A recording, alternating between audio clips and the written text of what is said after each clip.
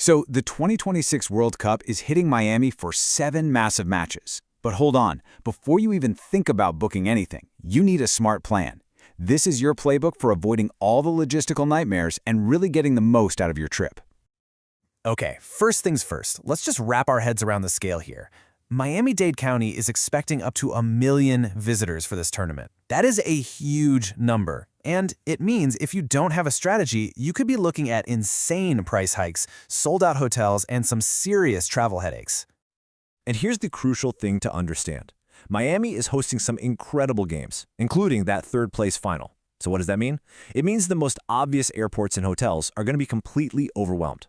That's why we're here, to give you the insider's guide to sidestepping those common mistakes. So here's our game plan. We're going to walk through 5 key things. Exactly when to book your stuff, the smartest places to fly into and stay, the absolute best way to get to the stadium, a survival guide for match day itself, and finally, how to deal with Miami's toughest opponent. And trust me, it is not a team on the field. First up, timing. This is the foundation of a stress-free trip. Seriously, booking at the right time is the single biggest thing you can do to save money and just make sure you actually have some good options to choose from. Okay, let's break this down. The key window for booking flights? It's right now, all the way through the end of 2025. Do not wait on this. Now for hotels, keep an eye out for a second wave of rooms in early 2026. That's usually after FIFA locks in all the final schedules. And just remember that bronze final on July 18th is going to keep demand sky high till the very end. And this might be the most important tip in this whole section. Flexibility is your absolute best friend. Book your flights, book your hotels, but do it with refundable or flexible rates. This is your insurance policy in case match schedules change or, your own plans shift. Lock in that price now, but give yourself an out. All right, next up, where you land and where you sleep. This is, and I'm not exaggerating, probably the most critical decision you're going to make. It affects your budget, your commute time, and honestly, your overall sanity. So your first instinct is probably Miami International, right? MIA. It's the big one.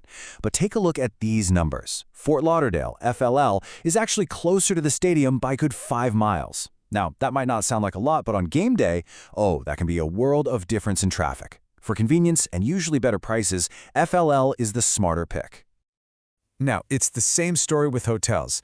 Yeah, staying on Miami Beach sounds amazing, but you're looking at a 90-minute commute to the stadium and the highest prices by far. As you can see, the smarter play is to look north. Fort Lauderdale and Hollywood, they offer much lower hotel rates and they can literally cut your game day commute in half.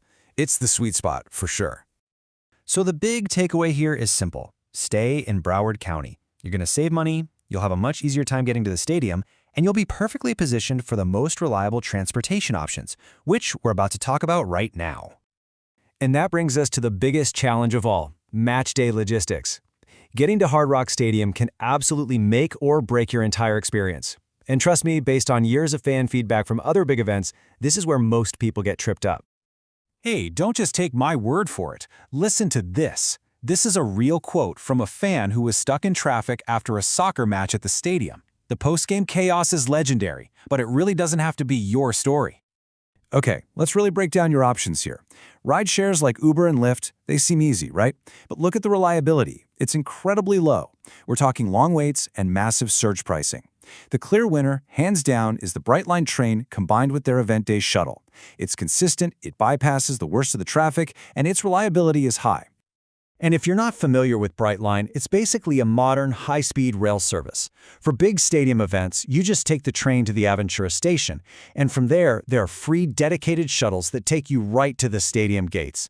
It is by far the most civilized way to get to the game. So you've made it to the stadium area. Awesome. But the battle isn't over yet. Now you need to know how to navigate the chaos on the ground, especially after that final whistle blows. Yeah, this is the stuff that gives fans nightmares. The designated rideshare lot is a total bottleneck. Cell service just tanks because of the crowd, making it hard to even book a ride. And you can end up waiting over an hour after walking a mile or two just to find your driver. So, if you absolutely have to use a rideshare, whatever you do, do not go to the designated lot. Here's the hack. Walk. Just walk a couple of miles away from the stadium, head towards a commercial area. You'll get better cell service, you'll escape the gridlock, and you will find a ride much, much faster and cheaper. But you know what's even better? An alternative that fans are raving about. If you plan to drive part of the way, use the official park and ride. You park at a designated spot, and dedicated buses shuttle you in and out. Fans who use this system consistently say it's super smooth and the best way to avoid stress.